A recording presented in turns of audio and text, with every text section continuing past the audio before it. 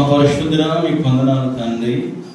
నీ వాక్కులోండి నాతో మాతో మాట్లాడి మీరే మహిమ తెలుసుకోమని, కృప చూపించమని, కనికరించమని, దీవించమని, ఆశీర్వదించమని, ఈ సంఘమును, ఈ సేవను, ఈ పరిచర్యకు నూతన ఆత్మలను మీరు ఆకర్షించి దూరమైన భారమైన మీరు సమకూర్చమని, మరింత సమయానికి మేము ముగించుకోవడానికి కృపనివ్వమని, మీరే మహిమ పొందమని యేసు క్రీస్తు పేరిట ప్రార్థన చేస్తున్నాము తండ్రి.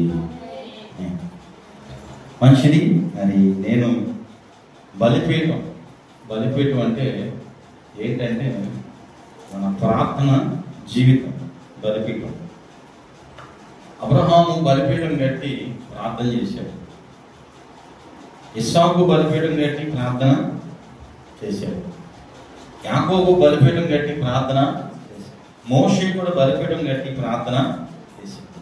మరి లేవికాండము 6వ అధ్యాయము 12వ వచనం నుండి మనం చదివితే బలిపీఠము కట్టాలి, దాని మీద ప్రార్థన రూపం ఇయ్యాలి. నేను ఎందుకు చెప్పుకొస్తున్నానంటే, ఏ సంఘము మనం ఈ వరకు ఉపవాస ప్రార్థన చేసాం, ఆల్ నైట్ తీర్థం చేసాం, అరణ్య ప్రార్థన చేసాం, సువార్త చేసాం, ఇంకా వ్యక్తిగతంగా కుటుంబాల్లో ప్రార్థన చేసాం. చాలా రకాలుగా మనం ప్రార్థన చేసుకొని వచ్చున్నాం. గమనించాం. మన ప్రార్థన ఏమో దేవుడు తోసివేయలేదు. ఇప్పుడు ఆన్లైన్లో ప్రార్థన చేస్తున్నాం ప్రతి ఉదయం, బుధవారం. ఓకే, ప్రతి నెల ఆఖరి రోజు రేపు రాత్రి 9 నుండి 12 గంటల వరకు మనం ప్రార్థన చేయబోతున్నాం. చదువుదామా?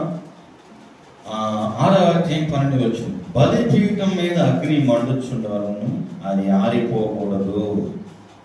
ప్రతి ఉదయము యాజకుడు దాని మీద కట్టెలు వేసి దాని మీద దహన బలి ద్రవం ఉంచి సమాధాన బలి పశువును కొవ్వును దహించాలి.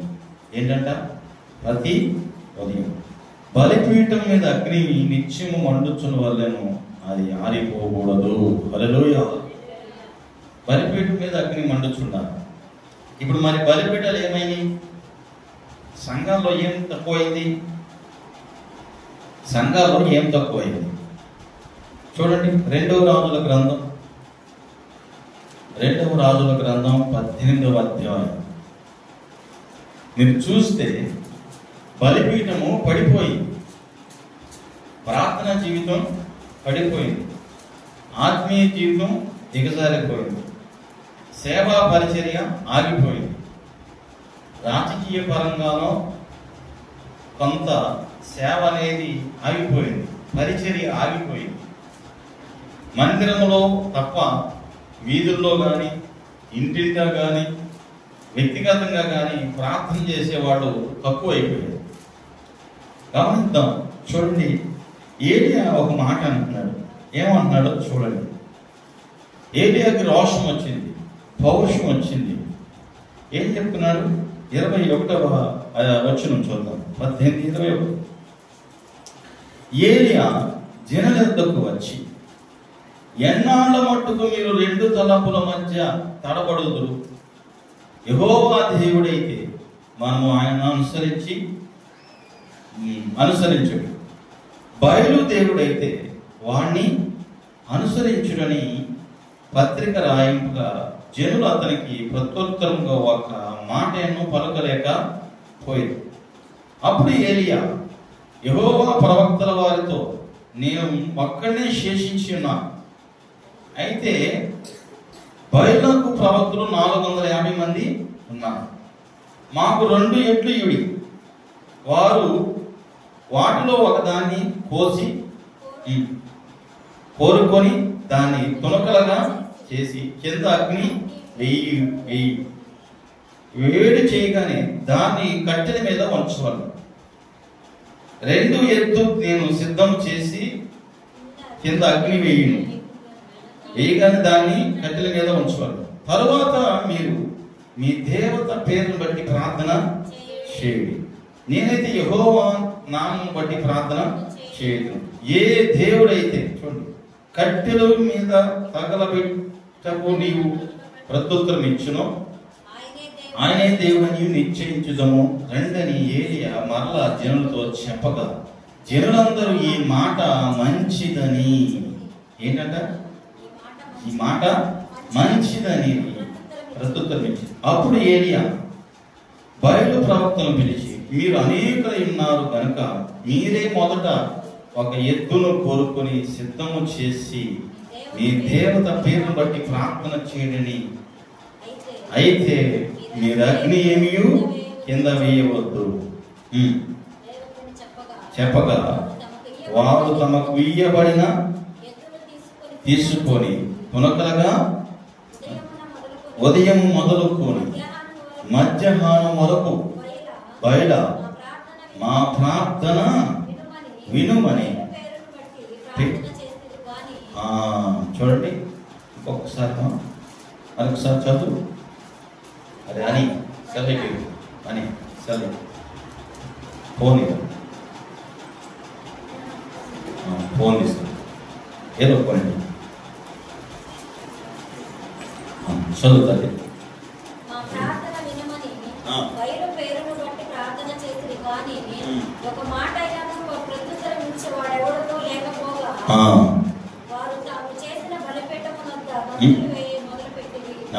ఏం చేశారంట?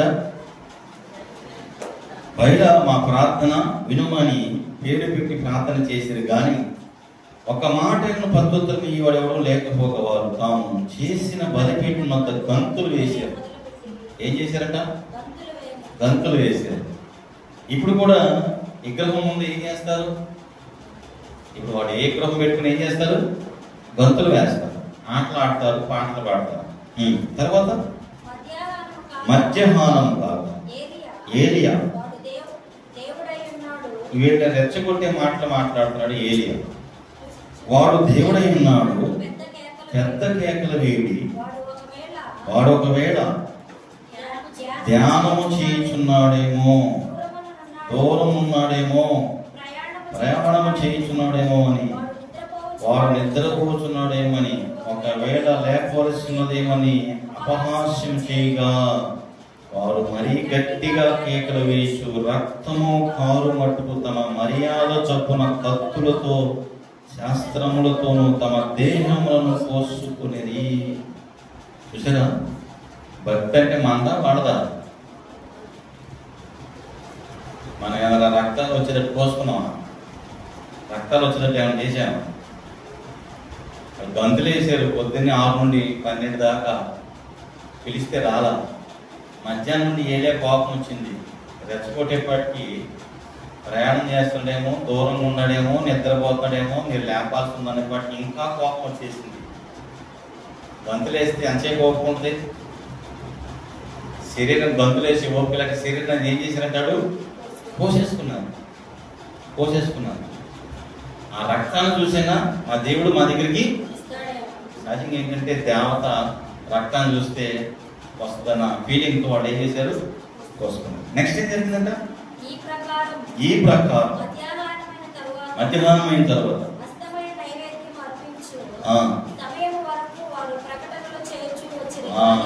పొద్దున్న నుండి మధ్యాహ్నం దాకా ఒక సెక్షను, మధ్యాహ్నం నుండి సాయంత్రం దాకా ఒక సెక్షన్. అంటే ఎన్ని గంటలు? 6 గంటలు డ్యాన్స్లు వేసారు, 6 గంటలు రక్తాలు కోసుకొని చేశారు. అస్తమయం నైవేద్యం చదవం మాటను ప్రస్తుతం ఇచ్చేవాడేనో లక్ష్య పెట్టువాడేనో లేకపోయేది. అప్పుడు ఏలియా నా దగ్గరకు రండి జనులందరితో చెప్పగా జనులందరూ అతని దగ్గరికి అతడు కింద పడదోయబడిన యెహోవా బలిపీఠమును బాగు చేసి. హల్లెలూయా. ఇప్పుడు మనం బలిపీఠాలన్నీ లోపం వేస్తున్నాం అంటారా, లేక మన బలిపీఠాలు పడిపోయి అంటారా? మనం ఒకప్పుడు ప్రార్థన చేస్తే పవర్ఫుల్గా ఉండేది. ఇప్పుడు ఏం చేస్తున్నాం? బతిమాలుతున్నాం.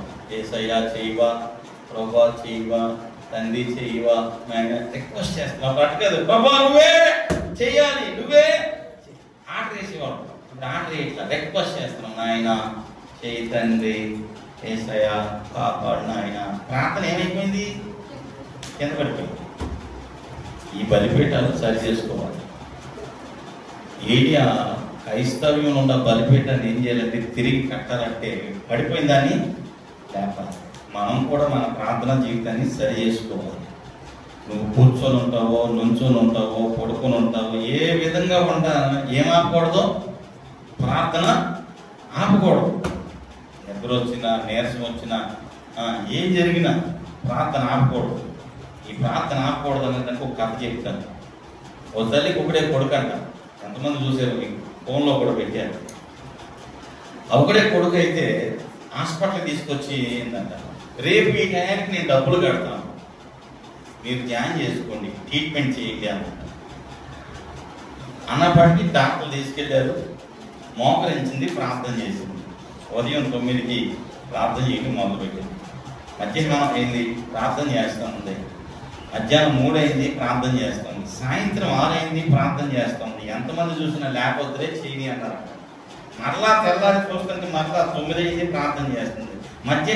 మిగ్రాయితలు అర్ధరాత్రిలో చూస్తుంటే ప్రార్థన చేస్తుంది. మరలా చూస్తే తెల్లారి 6 అయినా ఏం చేస్తుందేమో ప్రార్థన చేస్తుంది. ఇక బిల్లు వచ్చేస్తే టైం మారిపోయింది, డబ్బులు కట్టాలి, అయినా ఏమో 9 అయినా ప్రార్థన చేస్తుంది.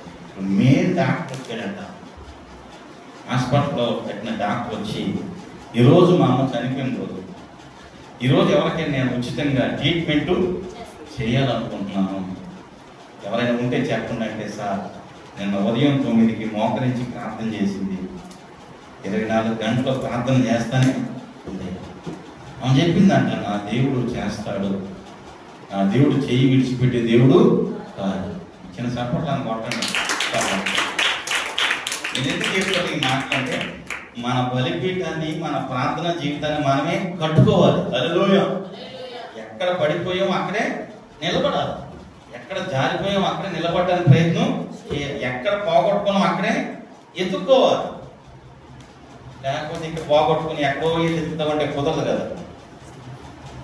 ఎక్కడ పోగొట్టుకున్నామో అక్కడే చూసుకోవాలి. ఆలోచన చేయండి. ఏరియా బలిపీఠాన్ని ఏం చేశాడంట చూడమ్మా.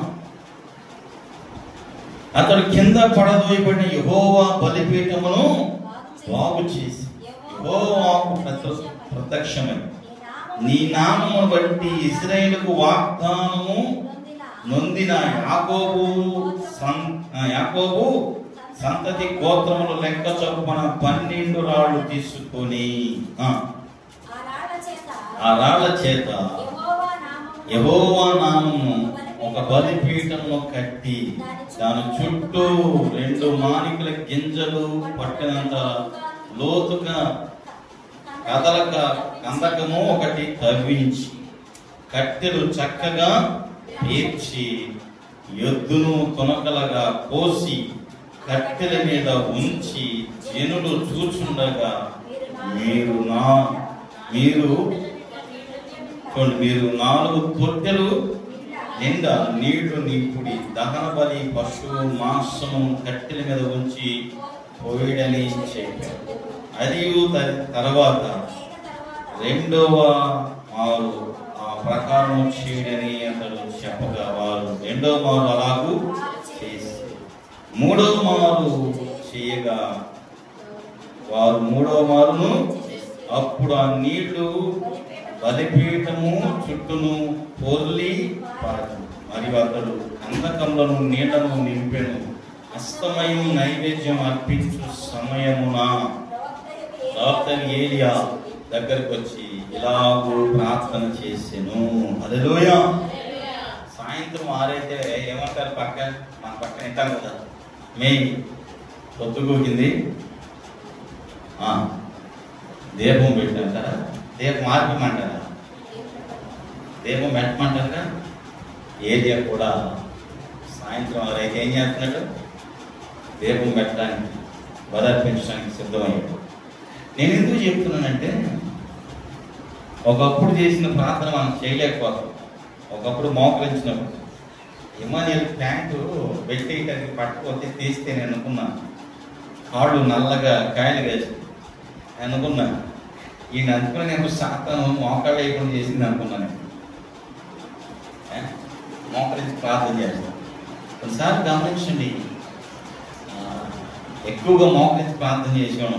ఇప్పుడు 10 నిమిషాలు మోకరించాలంటే ఏమవుతుంది, పొట్ట బొరువెక్కిపోతుంది, ఆయాసం వచ్చేస్తుంది, నీరసం వచ్చేస్తుంది. నాకు బాగా గుర్తు, నేను ఆపకుండా ఒక పాట 7 సార్లు పాడతా, తిప్పించి మళ్ళీ ఇచ్చి. ఎన్నిసార్లు? 7 సార్లు. అటువంటి ఒక పాట పాడాలంటే ఏమవుతుంది? ఆయాసం అవుతుంది. గమనించండి, కారణం ఏంటంటే శరీరము సహకరించట్లేదని మానేసామనుకోండి, పూర్తిగా ఏమైంది? పాడైపోద్ది. హల్లెలూయా. ప్రయత్నించాలి. ఏం చేయాలి? ప్రయత్నించాలి. పిల్లల్ని అడిగాను నేను, ఒక పాట నేర్పించాలంటే మీకు 1 గంట పడుతుంది, నేను పాడేటప్పుడు నాకంటే స్పీడ్గా పాడతానంటే మీరు ఉత్సాహంగా పాడతారు. నేనంటే ఉత్సాహంగా గంతులేస్తూ పాడతానంట. అందుకు వీడికి ఉత్సాహంగా పాడటం ఇష్టమైందంట. పాట నేర్పించేటప్పుడు గంతులు నేర్పించాలని అంటే మంచి డైలాగులు చెప్పారు. దేవుని స్తోత్రం. హల్లెలూయా. ఎందుకంటే రామ్ పాటలు కూడా కలిపి పాడుతున్నారు కదా, అట్టాగే పాడిందానని గమనించండి. ఇప్పుడు మన బలిపీఠాలను బాగు చేసుకొని మన ప్రార్థన అవసరతను ఏం చేయాలి? అక్కడ పెట్టి కన్నీళ్లతో ప్రార్థన చెయ్యాలి. ఎప్పుడైతే కన్నీళ్ళుగా వచ్చి ప్రార్థన చేస్తావు, 1 సార్లుకో 2 సార్లుకో 3 సార్లుకో నీ ప్రార్థనకు ప్రతిఫలం ఏమొస్తుందంట? చూడమ్మా, 36 వచ్చాం. అస్తమయము నైవేద్యము బలి అర్పించు సమయన ప్రవక్త ఏలియా దగ్గరకు వచ్చి ఇలాగూ ప్రార్థన చేస్తుంది. యెహోవా, అబ్రహాము, ఇస్సాకు, యాకోబుల దేవా కదా, అబ్రహాము, ఇస్సాకు, యాకోబుల దేవా, ఇశ్రాయేలు మధ్య నీవు దేవుడు అయి ఉన్నావనియు నేను నీ సేవకుడనియు ఈ కార్యములను నీ సెలవు చేత చేసిననియు ఈ దినమును కనుపరచుము. యెహోవా, నా ప్రార్థన ఆలకించుము. యెహోవా, నీవే దేవుడు ఉన్నావనియు నీ వారి హృదయములను నీ తట్టుకు తిరగజేయువనియు ఈ జనులు తెలుసుకున్నట్లుగా నా ప్రార్థన అంగీకరించుము. అతనిలాగు ప్రార్థన చేయుచుండగా యెహోవా అగ్ని దిగి దహన బలి పశువులను, కట్టెలను, రాళ్లను, బుగ్గిని దహించి కందకములో నీళ్లను కూడా అయిపోజేసెను. చెప్పకూడదు. హల్లెలూయా. పక్కనోడు మారాలంటే ప్రభువా, వాడు మారాలంటే నువ్వు ఈ కార్యములు జరగాలి, నీ చిత్తము జరగాలి, నా ప్రార్థనకి ప్రతిఫలం కావాలి అనే ప్రార్థన చేయాలి. వాడు మారట్లేదు, వాడు రావట్లేదు, వాడు చెప్తే ఎంటలేదు అంటే ఎందుకంటారు? వారి హృదయాలు కదిలించబడాలి, వారు మనసులు మారాలి, వారిలో ఉన్న కఠినత్వం పోవాలి, రాతి కుండి తీసివేయబడాలి, మాంసం కుండి వారి హృదయంలోనికి రావాలంటే నువ్వు చేయాల్సిన ప్రార్థన చాలా ఉంది. హల్లెలూయా. ఈ భావం అందరికీ ఉండాలి. ఆనాడు ఏలియాకు ఉంది. ఏలియా లాంటి రోషం, పౌరుషం మనకు కూడా ఉండాలి. ఏలియా అక్కడితో ఆపేలా. నేను ముగిస్తాను, టైం అయింది కాబట్టి ఇక్కడతో ముగిస్తున్నాను. చూడండి, చదవడం. అంతటా ఏమైందంట? జనులందరూ దాన్ని చూసి సాగిలపడి యెహోవాయే దేవుడు, యెహోవాయే దేవుడు అని కేకలు వేసేది. హల్లెలూయా. అక్కడ కేకలు అయితే ఎవరు ఉండరు? ఏలియా ఒక్కడే కదా. బయలు ప్రవక్తలు ఎంతమంది? 450 మంది. చూడండి అక్కడ ఏమని ప్రార్థన చేయగానే ఏమైందట? అతడు యెహోవాయే దేవుడు, యెహోవా దేవుడని జనులు కేకలేసినప్పుడు ఏలియా ఒక్కరినైనా తప్పించుకొని పోని బయలు ప్రవక్తలను పట్టుకొని వారికి సెలవీగా జనులు వారిని పట్టుకొని ఏలియా కిషోను వారి దగ్గర వారిని తీసుకుని పోయి అక్కడ వారిని వధించెను. ఏం చేశాడ? పందెమేంటి? నీ దేవుడైతే బయలు దేవుడైతే బయలు పూజించు, యెహోవా దేవుడైతే అంతే. ఇదే పందెం. ఇది లేదు కదా పందెంలో. మరి వీళ్ళే కన్ఫార్మ్ ఎందుకు వచ్చింది? వీళ్ళని బతకనిస్తే మళ్ళీ వీళ్ళు ఏం చేస్తారు? మళ్ళీ వస్తారు, మళ్ళీ అదే చెప్తారు. అనుకుని ఏం చేయకూడదు? బతకని. ఏం చేసేట? చూడండి, తర్వాత చూడండి, ముగించేద్దాం 2 మాటలు జరిగి. అదేనమ్మా. పిమ్మట ఏలియా విస్తారమైన వర్షం వచ్చినట్టుగా ధ్వని పుట్టుచున్నది. మేము పోయి భోజనం చేయమని ఆహాబుతో అనగా ఆహాబు భోజనం చేయబోయింది. కానీ ఏలియా కర్మేలు పర్వతమునకు పోయి అక్కడ నేల మీద కూర్చొని ఉంచుకొని తర్వాత అతడు దాన్ని దాసుని పిలిచి నీవు పైకి పోయి అంతేనా సముద్రం వైపు చూడడం అనగా వాడు ఎరక ఎక్కి పార చూసి ఏమీ కనపడలేదని అతడు ఇకను 7 మార్లు పోయి చూడమని చెప్పాను. ఎన్నిసార్లు అంట? 7 సార్లు కనుక మనం చెప్తే మన పిల్లలు 7 సార్లు పంపించమంటే చేస్తారా? ఒకసారి, రెండోసారి కోపం, మూడోసారి అంతే మొండికేసేస్తారు కదా. కానీ 7వసారి అంట చూడండి, 7వ మారు కదా, 7వ మారు చూచి అతడు ఇదిగో చెయ్య చాచి ఇంత చిన్న మేఘము సముద్రం నుండి పైకి నేను. అప్పుడు ఏలియా నీవు ఆహాబు దగ్గరకు పోయి నీవు వెళ్ళుము, వర్షం నిన్ను ఆపకున్నట్టు నీ రథము సిద్ధము చేసుకొని పోమని చెప్పగా పంపాను. అంతలో ఆకాశం మేఘంతో గాలితోను కారు కమ్మెను మోపబడిన వాగు కురిశాను కనుక ఆహాబు రథమెక్కి యెజ్రెయేలునకు పోయింది. యెహోవాస్తము ఏలియాను బలపరచగా అతడు నడుము బిగించుకుని ఆహాబు కంటే ముందుగా పరిగెత్తుకొని పోయి యెజ్రెయేలు వద్దకు వచ్చి నేనేం చెప్తానంటే, పడిపోయిన బలిపీఠాలు మనం కట్టకపోతే, పడిపోయిన ఆత్మలను మనం నిలబెట్టకపోతే, జారిపోయిన సంఘాలలో మనం ఉద్యమం తీసుకురాకపోతే ఇక రాబోయే కాలంలో ఏం జరుగుతుందంటే ఇంకా బలహీనం అయిపోవడం తప్ప మనం చేసేది ఏమీ లేదు. నేనేమన్నానంటే పడిపోయిన వాళ్ళే లేపాలి, పడిపోయిన బలిపీఠాలు. ప్రార్థన జీవితాలు చాలా మంది జీవితాల్లో లేదు. ప్రార్థన జీవితం నేను ఎందుకు చెప్తాను అనుకునే, ప్రతి ఉదయం దావీదు అంటాడు, ఉదయమనే నా ప్రార్థన నీ సన్నిధిని సిద్ధము చేస్తాను. అర్థమైందా? ఆడోడు కూడా నీరసం వచ్చేస్తుంది, మగోడు కూడా నీరసం వస్తుంది. ఏ విధము చేతనైనా 2 వచ్చినా 3 వచ్చిన ప్రాంతంలో చేస్తాం. కాబట్టి బుధవారం చేస్తున్నాం. నేనేమన్నానంటే కలుసుకోండి, ప్రయత్నం చేయండి, ప్రోత్సాహంగా ఉత్సాహంగా కదా. నేనేమనంటే మన ప్రార్థన మనతోనే కాదు, అది మన పిల్లలను కూడా వ్యాపించాలి. అది మన పిల్లలు కూడా ప్రార్థన జీవితంలో ఎదగాలి, వాడు కూడా వర్ధిల్లాలి. ఎందుకంటే మనకు కూడా అవకాశం వచ్చింది మన పిల్లల్ని ప్రభు వైపు తిప్పడానికి. మన తండ్రుల వల్ల మనం ప్రభు వైపు తిరిగాం.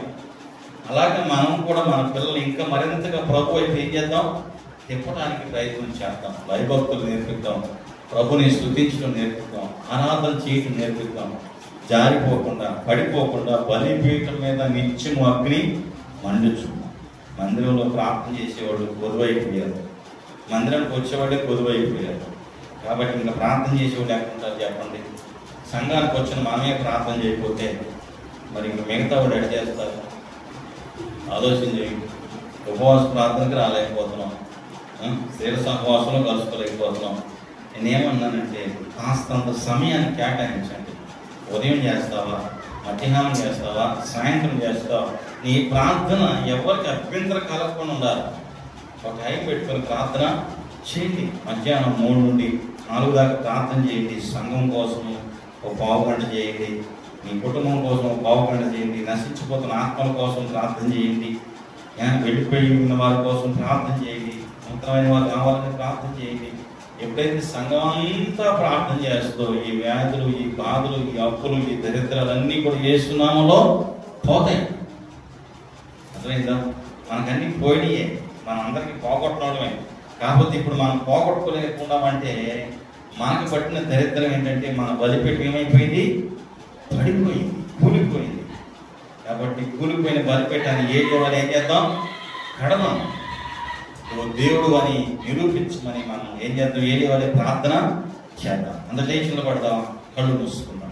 ఒకసారి మనలో మనం ఎవరైనా చూడవద్దు, పిల్లలు కూడా లేచి కళ్ళు మూసుకొని ప్రభువా నేను ఉదయం లేచి ప్రార్థన చేయటం మా సేవకుల కొరకు, సంఘము కొరకు, సంఘ బిడ్డల క్షేమం కొరకు, మా ఇరుగు పొరుగు వారి కొరకు, నేను మా స్కూల్లో స్టాఫ్ కొరకు, నేను మా చదువు కొరకు, మాకు కలిగిన అన్నిటి విషయాల కొరకు ప్రార్థన చేయటం మాకు నేర్పించినట్టు. ఒక్క నిమిషం ప్రార్థన చేసుకుందాం. ఒక్క నిమిషం ప్రభు నేను ఇలా ప్రార్థన చేస్తాను. పడిపోయిన బలిపీఠాలు, పడిపోయిన ప్రార్థన జీవితాలు కళ్ళు మూసుకొని నిన్ను నువ్వు తీర్మానం చేసుకొని ఈ రోజు నుండి రేపు ఉదయం నుండి ప్రార్థన చేయాల్సిన వారమై ఉన్నావు. రేపు ఉదయం లెగటమే నువ్వు బైబిల్ ఎత్తుకొని ప్రార్థన చేయాలి. ఇది నీ కర్తవ్యం. ఇది నీ తీర్మానం, ఇది నీ నిర్ణయం, దానికి నువ్వు కట్టుబడి ఉండాలి. అలా చేయితే 1 నెల తిరిగే లోపల మన సంఘంలో నూతన ఆత్మలు ఉంటారు, మన సంఘములో నూతనమైన వారు వస్తారు, మన సంఘములో కుటుంబాలుగా వస్తారు, మన సంఘము విస్తరిస్తుంది, మన సేవ విస్తరిస్తుంది, మన పరిచర్య విస్తరిస్తుంది. పడిపోయిన బలిపీఠముగా ఉన్న మనము కట్టబడినట్లు ప్రార్థన చేసుకుందాం. పడిపోయిన మనం లేవనెత్తుకుందాం. ఏలియా వలె రోషం తెచ్చుకుందాం, పౌరుషం తెచ్చుకుందాం. మరింత ప్రార్థన చేయడానికి ప్రభు మాకు శక్తినివ్వండి, ప్రార్థనాత్మనివ్వండి, ప్రార్థన అభిషేకమునివ్వండి.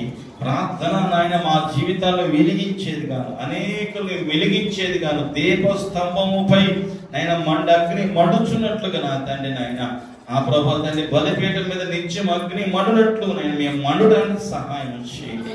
అటువంటి ప్రార్థన జీవితం మాకు అనుగ్రహించండి ఆయన. మా కార్యంలో సమయంలో తండ్రి నాయన అయ్యా మేము ప్రార్థన జీవితం కలిగి ఉండడానికి సహాయం చేయండి, విశ్వాస జీవితం కలిగి ఉండడానికి సహాయం చేయండి, ఆత్మీయంగా బలపడడానికి సహాయం చేయండి. నీవు ఇచ్చిన అవకాశాన్ని సమయాన్ని వృధా చేయకుండా కాపాడుకోవడానికి సహాయం చేయండి. మా ప్రార్థన జీవితాన్ని కట్టండి, మా సంఘ జీవితాన్ని కట్టండి, మా కుటుంబ జీవితాన్ని కట్టండి. అనేకులు మమ్మల్ని ప్రార్థన చేయమని అడిగేవాడు ప్రభు, అనేకులు మా కొరకు నాయన విజ్ఞాపన చేయమని అడిగేవారు, అనేకులు భాగోలు వాళ్ళు ఈ మందిరానికి వచ్చి బాగా వినడం మేము చూసాము నాయన. ఈ గ్రామంలో అనేకులు చూసాము ప్రభు. ఈ మందిరానికి వచ్చిన వారు అనేకులు పిల్లలు లేని వారికి మీరు పిల్లల్ని ఇచ్చారు ప్రభు. అనారోగ్యంతో ఉన్న వారిని మీరు బాగు చేశారు నాయన. మరణావస్థలు ఉన్న వారిని మీరు లేవనెత్తారు నాయన. అనేక దెయ్యాలు ఈ మందిరంలో ప్రార్థిస్తే విడుదల కలిగింది నాయన. అటువంటి ప్రార్థన జీవితం మరలా మీరు మాకు కలుగుచి సమయాన్ని వృధా చేయకుండా, సమయాన్ని పోనీక అజ్ఞానుల వలె కాక జ్ఞానుల వలె నడుచుకోవడానికి మీరు మాకు సహాయం చేయండి. అజ్ఞానుల వలె కాక జ్ఞానం వలె సమయాన్ని సద్వినియోగం చేసుకోవడానికి సహాయం చేయండి. మాకు ప్రార్థన జీవితం అనుగ్రహించండి అయ్యా. మా ప్రార్థన మేము కట్టుకోవడానికి, బలిపీఠాలు కట్టబడటానికి, దాని మీద బలి అర్పించడానికి కన్నీరు కాచి ప్రార్థించే ప్రార్థన జీవితం మీద మాకు దయచేయండి. మీరే మమ్మల్ని వెలిగించండి నాయన, మీరే మమ్మల్ని వెలిగించండి నాయన. అయ్యా మీరే మమ్మల్ని వెలిగించండి ప్రభా. అయ్యా మేము కొంచెం కింద కాకుండా నాయన దీప స్తంభముపై నిలబడినట్లు మీరు మమ్మల్ని వెలిగించండి. మమ్మల్ని కట్టండి నాయన.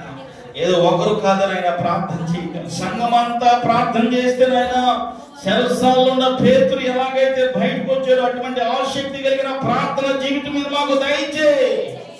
అటువంటి ఆత్మీయ జీవితం మీరు మాకు అనుగ్రహించండి, అటువంటి విశ్వాస జీవితం మీరు మాకు ప్రసాదించండి నాయన.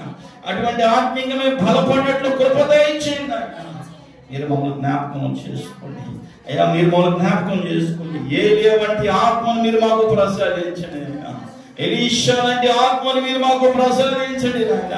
మీరు ప్రార్థన ఆత్మను మీరు మాకు దయచేయండి నాయన. యేసయ్యా మీకు స్తోత్రం, స్తోత్రం. ప్రార్థన శక్తి నాకు కావాలయ్యా, నీ పరలోక అభిషేకం కావాలయ్యా. ప్రార్థన శక్తి నాకు కావాలయ్యా, పరలోక అభిషేకం కావాలయ్యా. యేసయ్యా కావాలయ్యా, నీ ఆత్మ అభిషేకం కావాలయ్యా. యేసయ్యా కావాలయ్యా, నీ ఆత్మ అభిషేకం కావాలయ్యా. ప్రార్థన శక్తి నాకు కావాలయ్యా, పరలోక అభిషేకం కావాలయ్యా. అటువంటి ప్రార్థన శక్తిని ప్రభు మనకు అనుగ్రహించినట్లు ప్రార్థన చేసుకుందాం. మహాపరిశుద్ధుడైన మా తండ్రి, బలిపోయిన బలిపీఠంలో తిరిగి కట్టి బలి అర్పించినట్లు అనేకుల కొరకు కన్నీళ్లు గార్చే ప్రార్థన చేసే శక్తిని మీరు మాకు ప్రసాదించమని, మీరు ఆకాశం నుండి ప్రత్యుత్తరం ఇచ్చి అగ్నిని ఆ బలిపీఠంలో దహించినట్లు మా ప్రతి ప్రార్థన మీరు సఫలము చేయుదురు గాకని, మా ప్రార్థన మీరు అనుకూలపరచుదురని నైనా మా ప్రార్థనకి మీరు ఆమెనని ఆమోద ముద్ర వేస్తారని నమ్ముతున్నాను. నేనే అటువంటి ప్రార్థనా శక్తిని, ఆత్మను మీరు నాకు మాకు అనుగ్రహించున్నాను. అట్టి ప్రేమను, అట్టి విశ్వాసము ఆయన మేము కలిగి ఉండి మరింత ప్రార్థనలో కొనసాగడానికి సహాయం వచ్చి నీకే స్తుతి, ఘనత, మహిమ, ప్రభావాలు చెల్లిస్తూ యేసు క్రీస్తు నామములో ప్రార్థిస్తున్నాము తండ్రి. ఆమేన్.